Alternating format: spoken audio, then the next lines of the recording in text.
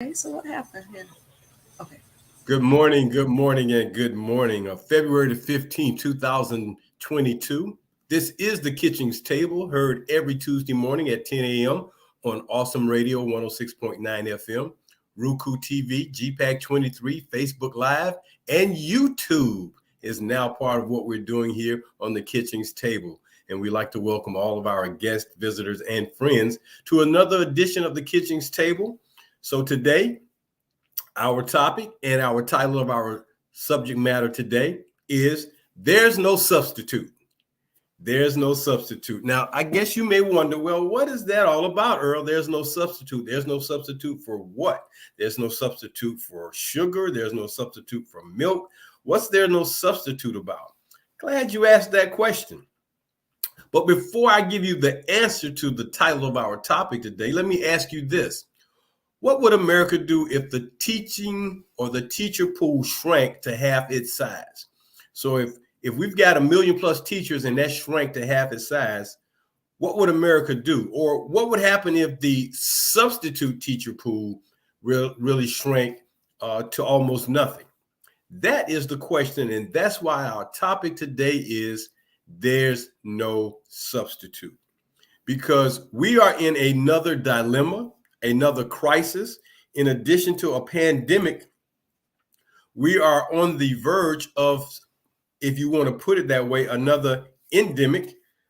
We won't call it a pandemic as of yet, but we are definitely in crisis and dilemma as it relates to those things going on in our educational systems, in our school system, in our school districts, because the teaching or the teacher pool and the substitute teacher pool is slowly shrinking.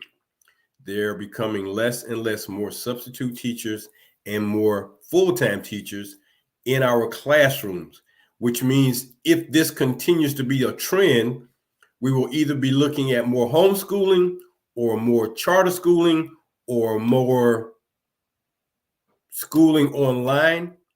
But the fact of the matter remains is that we're going to be in a dilemma and a crisis.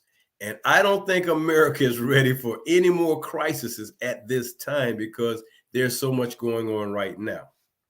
So, substitute teaching. Some of you may have done substitute teaching. It's not a bad thing. It just depends on the school you go to, the culture of that school, and of course, the students. But there's some things that experts are talking about that relate to why substitute teaching is becoming this somewhat of a crisis here in our school systems, because teaching, for whatever reason, has not always been on the front burner for pay salaries. You know, we can always say, well, if you've learned something, if you can read this bumper sticker, if you can read this sign, thank a teacher. But teaching is a thankless job, and they do not get compensated as well as they should. And I don't know if they ever will be compensated like they should for all they do on a day-to-day basis. Think about it. If you've ever had to stay at home with your child because they were sick or because they missed school, and you had to do that teaching part, and it's a challenge for you. Imagine what it may be like when you're trying to do it with 15 to 25, or even more in some cases, students in a classroom. And one of the biggest things that causes the frustration for teachers and substitute teachers in teaching in the classroom, the first and most dominant issue is called discipline. If there's no discipline in the classroom, it is very difficult to teach in the classroom. So this is what's causing part of the problem. It's not all of the problem, but it's part of the problem. But what is the job of a substitute teacher? Just to go to the school and fill in for a little while? Sort of. But I went online to find out what people are writing about the job description of a substitute teacher. So let me give you some bullet points that I found about substitute teaching. Number one, a substitute teacher must continue an existing lesson plan started by the regular teacher. Lesson plan. That's the critical part of that statement, a lesson plan. In school, if there is no lesson plan, how can there be any planning to teach lessons if there's no lesson plan? So the regular teacher must leave a lesson plan for that substitute teacher to follow, a map, a guideline, something so that they're not just there trying to figure it out on their own. Next, they must take attendance. Third, they must report any improper student conduct in the classroom or school grounds and take appropriate disciplinary action. Discipline. Create a new lesson plan that covers the class material in accordance with the regular teacher's syllabus. So you could have a plan, and you may find that because of your teaching skill sets or because of a topic that may be popular or something that's going on, you can augment that or layer onto that something that you found that could be informative to the students. Prepare notes or a summary for the regular teacher so they will be up to date on what happened while they were gone. You know, you fill in, write up a note, and let the teacher know what happened. Carry out school duties such as monitoring hallways, supervising lunch and recess areas, guiding students in safety drills, or observing student pickup or drop off. That's another way a substitute teacher can fill in. And then consult with the principal or other school officials regarding classroom concerns or issues. So if you're having an issue in a classroom, always talk to the assistant principal or the principal about what your issue is. And finally, explain homework assignments. Homework. Now, many of us know that word homework, and what it really means is work you do at home. Now, after you leave school, wherever you go and do that work, that's fine. If it's at a library, at some teaching situation, if you're being tutored, get that homework done. Or when you get home, get the homework done. It's an interesting thing in this day and time how the most important tool a student can have, aside from their electronic device, phone and or tablet and or laptop and or PC, that electronic device, is the ability to go online and find the information. The internet has become such a very critical tool in learning that it's hard to believe how far we've gotten before the internet. Now, to me, and for me, when I was attending school and growing up, my internet was called a set of encyclopedias. If a home had a set of encyclopedias in it, you were in good shape for getting a lot of your work done. And the encyclopedias were a collection of books with the alphabetical order, A to Z, books from A. Everything that came under the letter A would be in it, B, C, D, on and on. And some books would be thicker than others because the information content would be larger than others. If you had an encyclopedia set at home, you were in good shape. If you did not, you hope that your friend, neighbor may have an encyclopedia set, so you may use their books. Otherwise, you got to go to the library. The internet has resolved a lot of that research of materials issue. However, just like if you didn't have that encyclopedia set when I was growing up, if you don't have that electronic device, specifically a laptop or a PC or at least a tablet, it's going to be difficult for you to do your work. You can look on your phone, you can find it on your phone, it's smaller, and you can't actually work on your phone like you do with your laptop or your PC. So those are critical. Now, when substitute teachers are given their assignments, they will either be on a short-term or a long-term assignment. And they spend a lot of time in the day at school for those teachers. A long-term assignment, common and can be the result of a number of reasons, including a serious illness, parental leave, planned vacation, teacher's unexpected departure. And the latter is probably one of the ones that happens more often than not. Long-term substitutions may be in a classroom for several weeks versus short-term. Short-term can be a day or two. Long-term, a week and more. But all in all, The substitute teacher will get that assignment, and hopefully they get an assignment that allows them to be at a particular school on a regular basis if they have to substitute. If they have to substitute. So you got substitute teachers, you got their assignments, you know that they're going to be there for a short period of time or a long period of time. So in looking at this dilemma, crisis, if you will, of the substitute teaching issue here in America, I looked up some additional information, and it's interesting that this situation has a lot of research articles that other people are writing about it because it is becoming a very critical situation. Information that I found was from the Atlantic magazine from January 27th, 2022, and I'll just read some of it for you. Since the start of the pandemic, teachers across the country have retired early or quit for other professions, exacerbating a long-standing substitute and teacher shortage. Now, increased absences have pushed the situation to a breaking point. There simply are not enough substitute teachers. Desperate school systems are raising pay and lowering requirements. For instance, in Kansas, an 18-year-old with a high school diploma is eligible to apply to be a substitute teacher. Administrators are begging parents and college students to consider this role. Overworked teachers are being asked to monitor classrooms during their lunch breaks and conference periods, which many use for grading, lesson planning, and meeting to track the progress of students with special needs. Classroom aides, bus drivers, cafeteria workers, front office staff, even superintendents are being called away from their standard duties. While in some districts, they're even asking the National Guard to come in and help with the teaching duties in the schools. The National Guard. That is telling you how critical things are.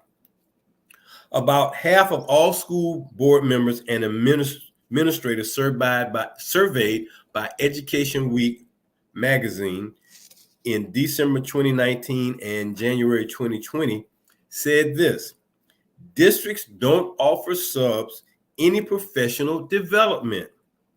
No development, just come in raw like you are and go at it. According to Amanda von Moos, the co-author of Substantial Classrooms, Redesigning the Substitute Teacher Experience is the name of her article or book.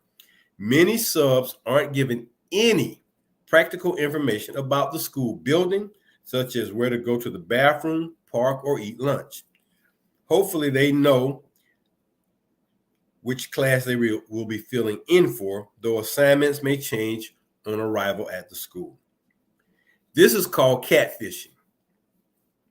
If the sub is lucky, the teacher who is out will have left a plan for them. And if they're even luckier, they'll have some knowledge of the subject they're supposed to teach.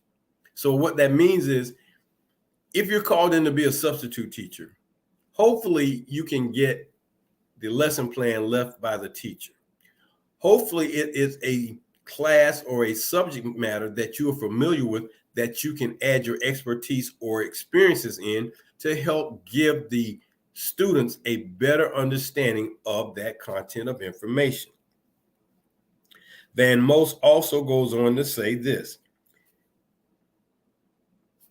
that without some of the teachers getting this information, these substitutes, it makes it a very difficult job. So when the teachers call in the substitute teachers and when they ask them to come and be a part of the day for that school, it is a task that, again, affects the students, because ultimately the students are the ones who will either suffer or will gain from a substitute teacher, depending on that teacher's experience and or knowledge of the subject.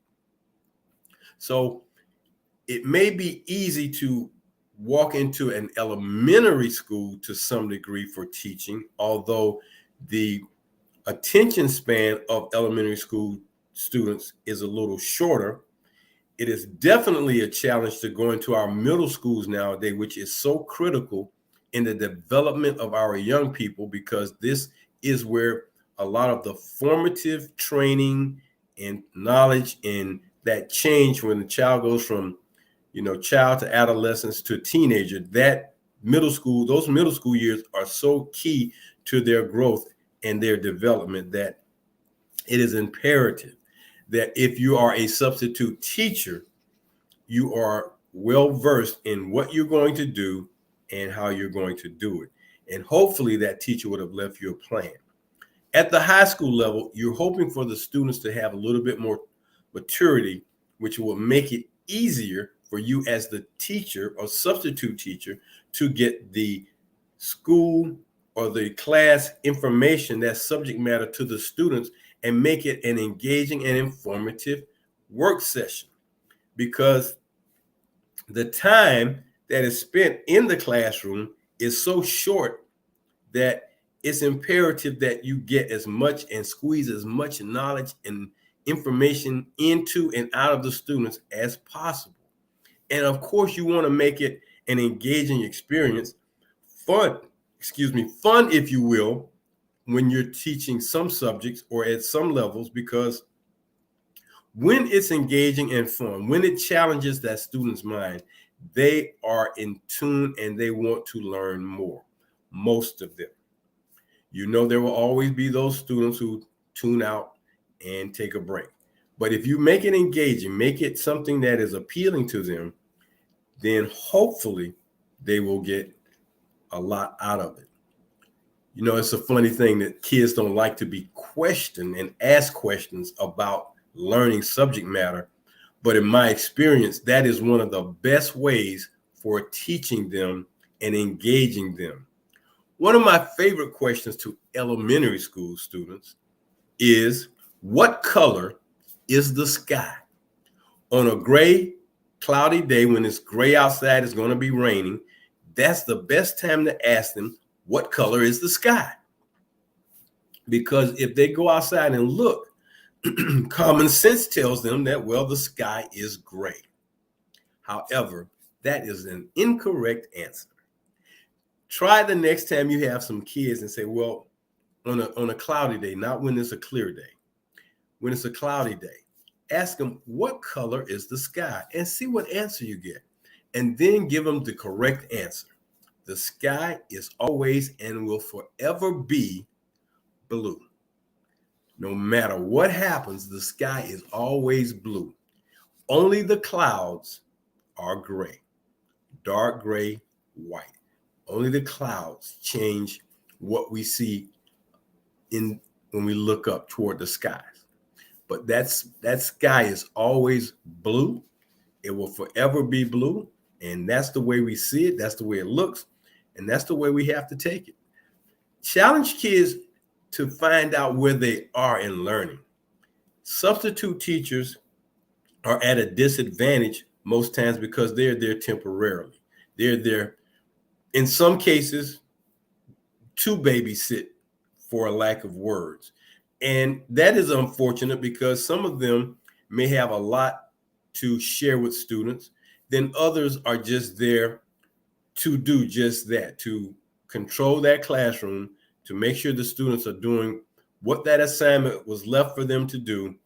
And again, the most important thing in the classroom was, when I was growing up, before I was growing up, before I was on this planet, even now today, is discipline.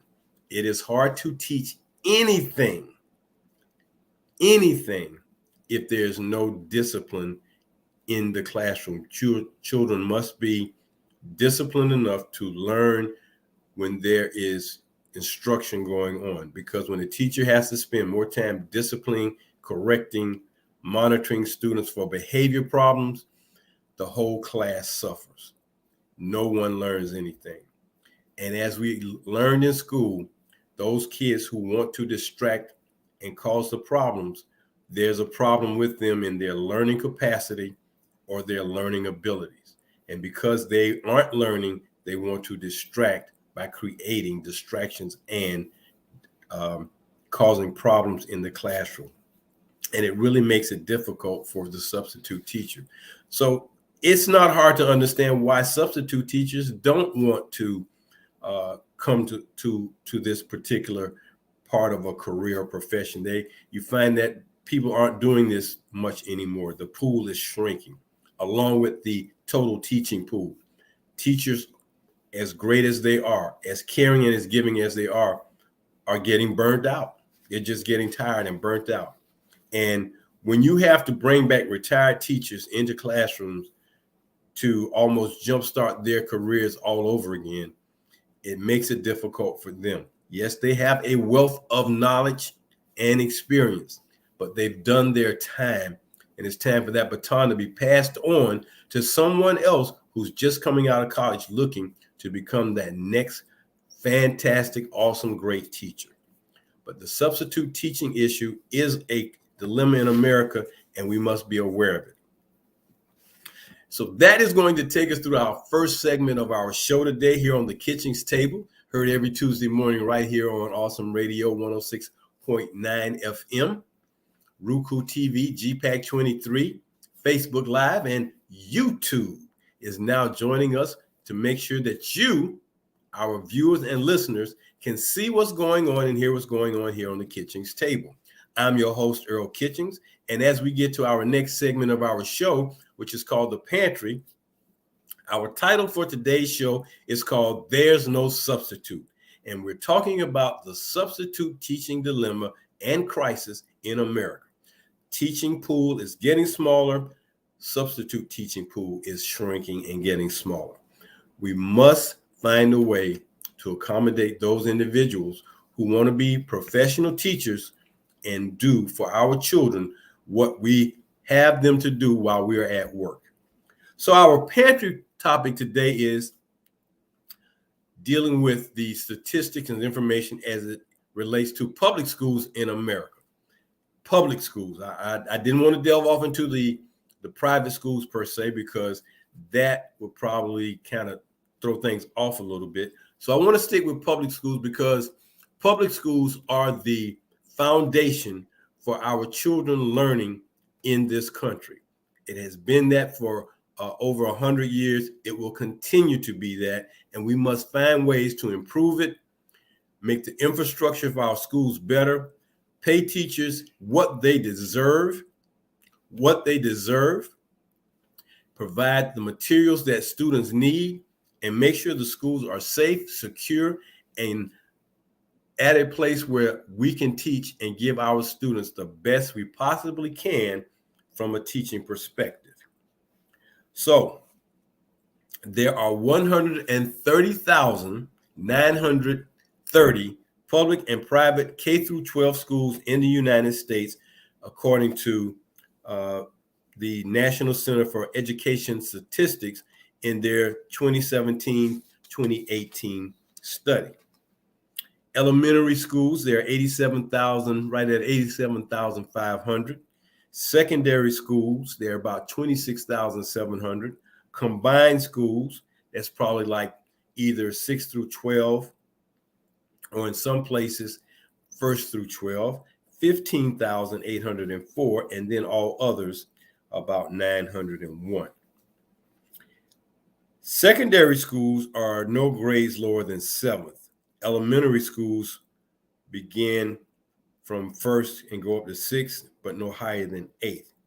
Other schools include special education, alternative, and other schools not classified by the grade span. So just to clarify what the combined schools are, they're the special education, alternative, and other schools. How many are traditional public schools? Traditional public schools account for 91,000 plus. Public charter schools count for 7,427, and then the private schools account for 32,461 schools in the United States. So the breakdown of the 130,930 schools throughout the country break down like that. Among public schools, how many high schools are there in the United States? Well, high schools, there are 21,497, junior high, 2,375, middle schools, 13,400 plus, elementary school, 54,000, and combined schools, 6,500 plus, and other, about 691. So elementary schools will always be the largest portion of schools because you have to have more of them because you're teaching a more diverse group of kids from the standpoint of age levels. As we matriculate from elementary, you put more kids in a classroom, and the schools are larger to hold more kids. Elementary schools are not built. Some elementary schools are built to hold a lot of kids. Most of them are not, especially when you go into the rural areas.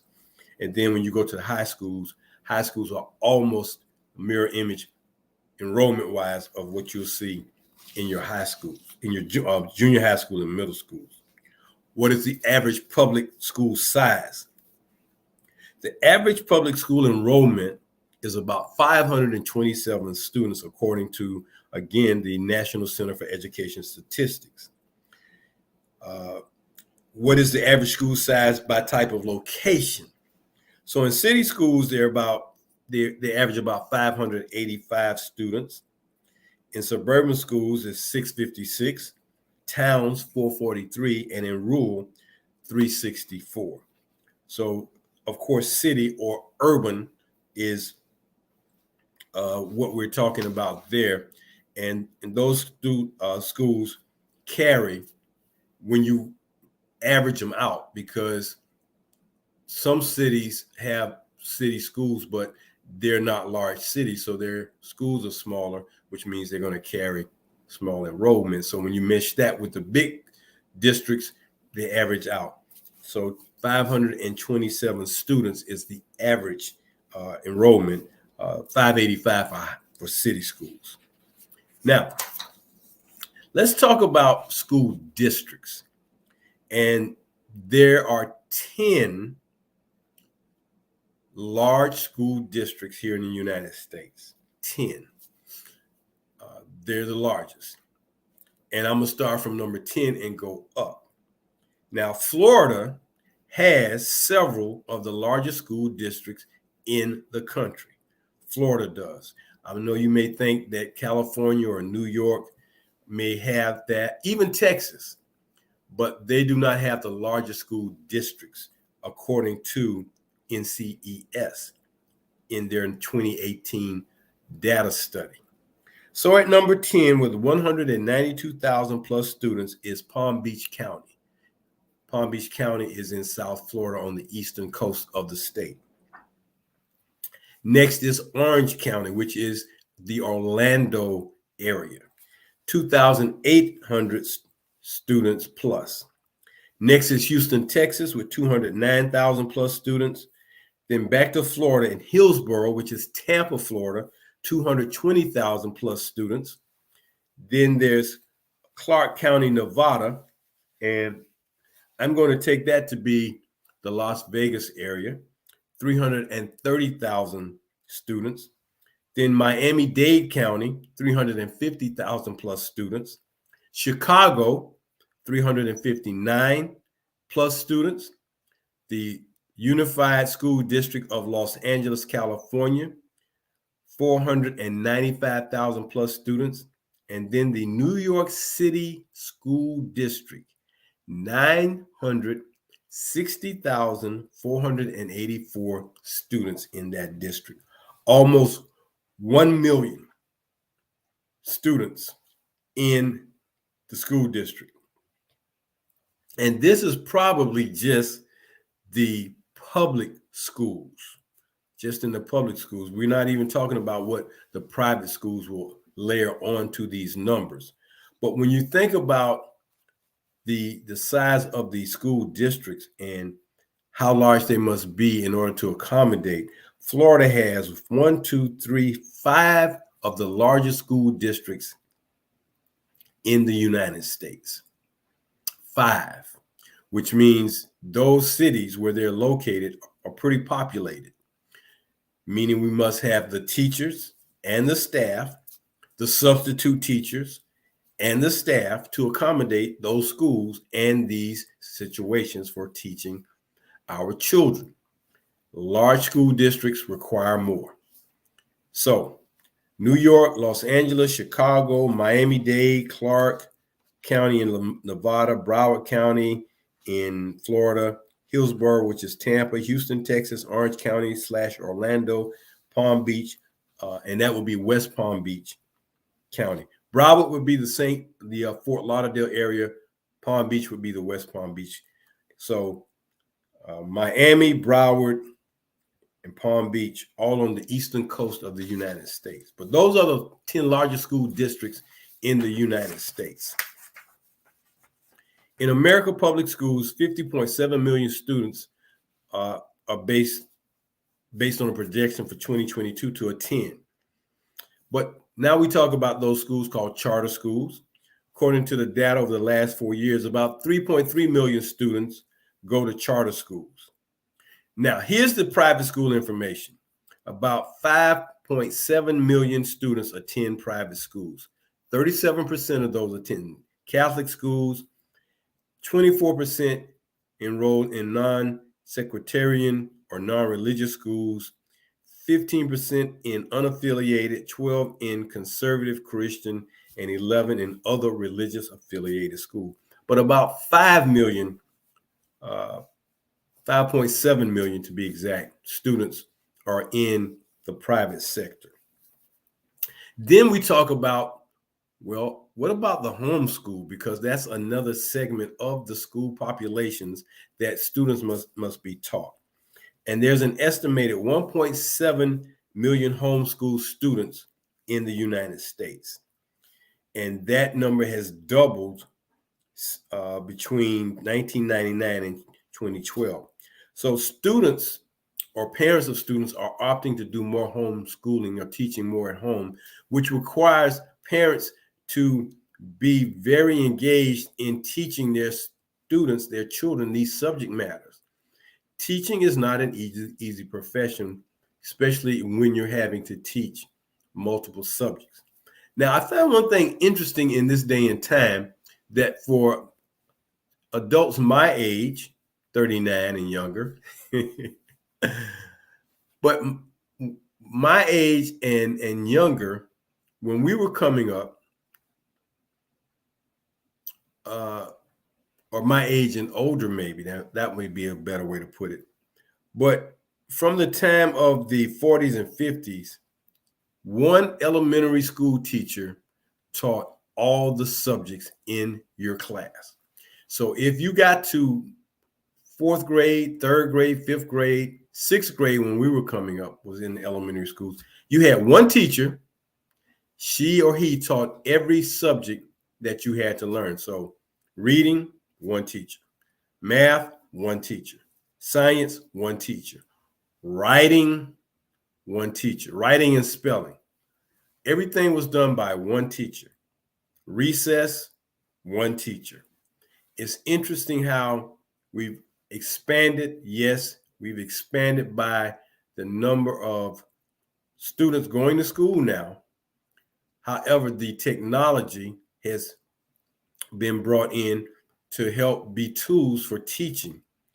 And yet, we seem to have lost or have a disconnect in some regards for teaching students basic things that I grew up with, because our schooling was based on repetition.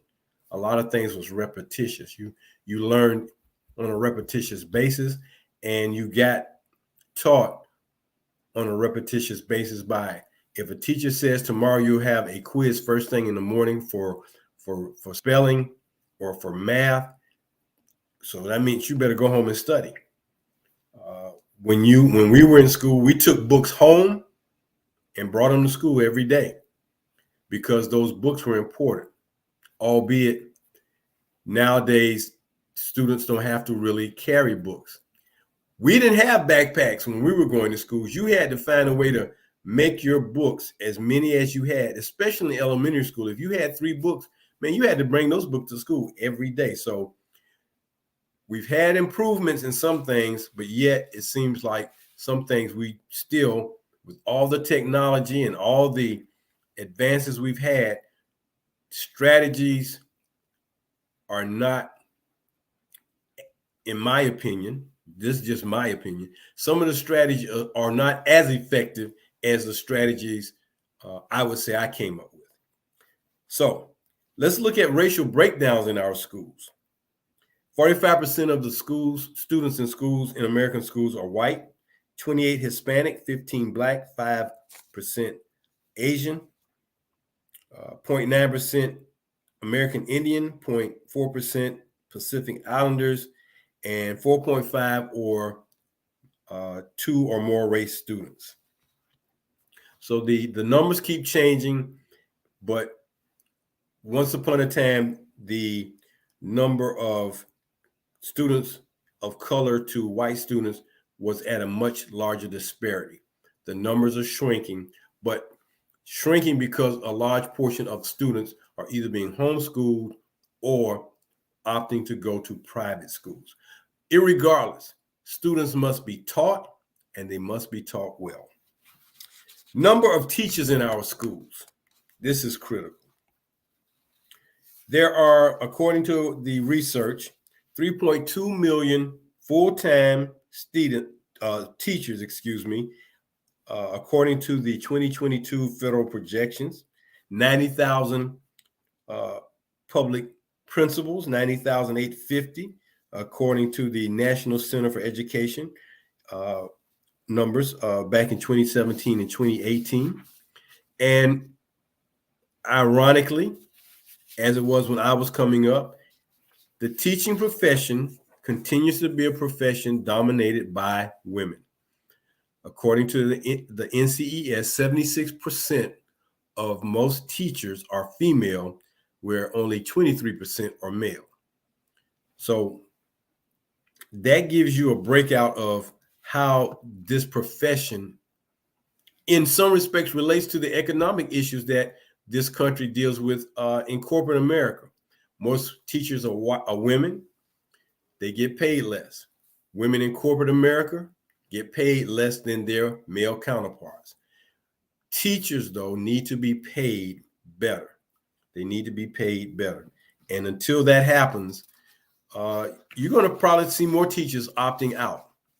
This last little bit. How much does the U.S. spend on education grades K through 12?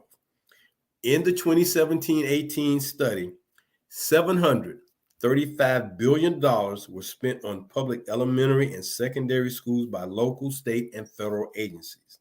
How much per pupil, you may ask? $13,679 per student per year. Those are the numbers. In Vermont, they spend about $23,000. In Utah, they spend about $8,300. So it just depends on where you are. So those are some of the numbers that we wanted to give you from our pantry portion of our show today, because we're talking about what? No substitute. There's no substitute. Talking about the substitute teaching dilemma and crisis in America.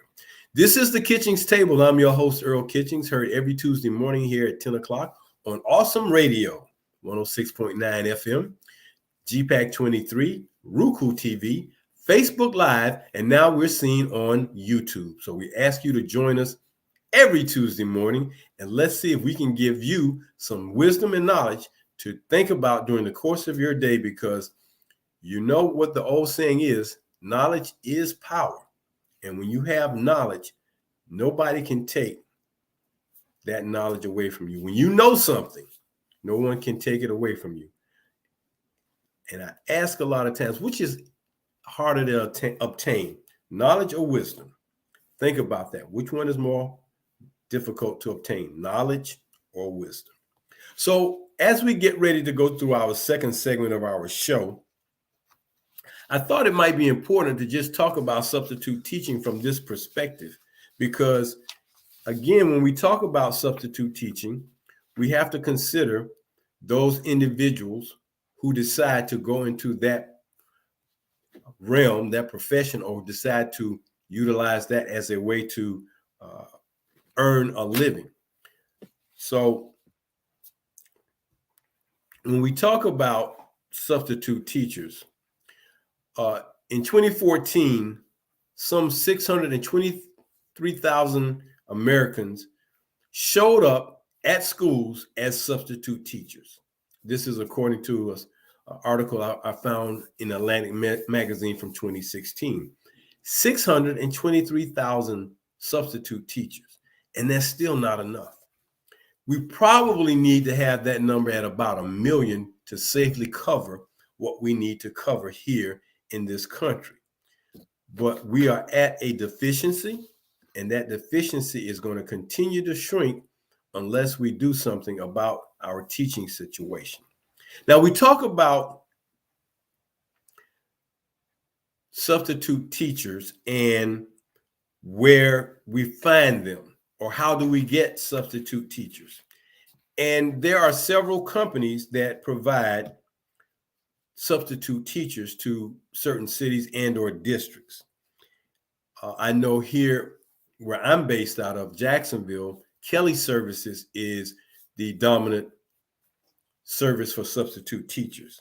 In other places, there are companies called Substitute Teaching Service, Teachers on Call, Swing Education, Everyday Counts, and those are probably the most dominant ones you may find in some cities. Now, when you ask about what does a person need to have or do in order to qualify, here's what the companies offer for anyone wanting to do substitute teaching or take this on as a position. These are the items from Kelly Services. Free specialized online training for substitute teaching and paraprofessionals designed to give you the insight, tactics, and skills you need to succeed in the classroom and maximize student learning. Number 2, paid post-hire orientation for all instructional and non-instructional talent. Weekly pay with direct deposit.